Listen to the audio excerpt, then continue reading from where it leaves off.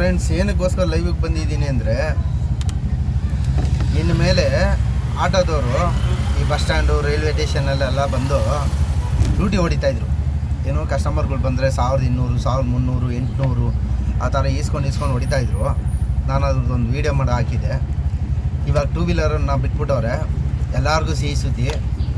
ಇನ್ನು ಮೇಲೆ ಆಟೋಗಳನ್ನೆಲ್ಲ ಮಾಡಿಬಿಟ್ಟು ಎಲ್ಲರೂ ಟೂ ವೀಲರ್ಗಳು ತೆಗೆದುಬಿಟ್ಟು ಆರಾಮಾಗಿ ಟೂ ವೀಲರಲ್ಲೇ ಓಡಿಸ್ಕೊಂಡಿರ್ರಿ. ಅದೇ ಬಾಡಿಗೆನೇ ಅವ್ರಿಗೂ ನಿಮಗೂ ಕೊಡ್ತಾರೆ.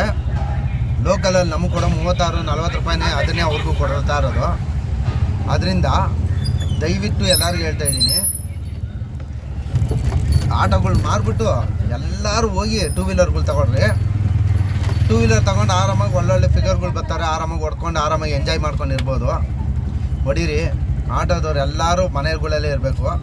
ಇನ್ನು ಬಾಡಿಗೆ ಬಿದ್ದಂಗೆ ಲಾಂಗ್ ಬಾಡಿಗೆಗಳಂತೂ ಸದೋದು. ಎಷ್ಟು ಹೇಳಿದ್ರು ಕೇಳೋಲ್ಲ. ಮೀಟ್ರ್ ಹಾಕಿರ್ತಾರೆ. ನೈಟಲ್ಲಿ ಬಂದು 1.5 ಇರುತ್ತೆ.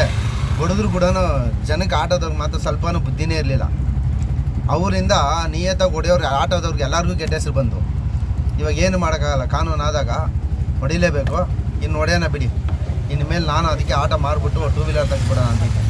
ಸುಮ್ಮನೆ ನಮ್ಮ ಕಾನೂನು ಹಂಗೆ ಅದೇ ಥರನೇ ಇದೆ.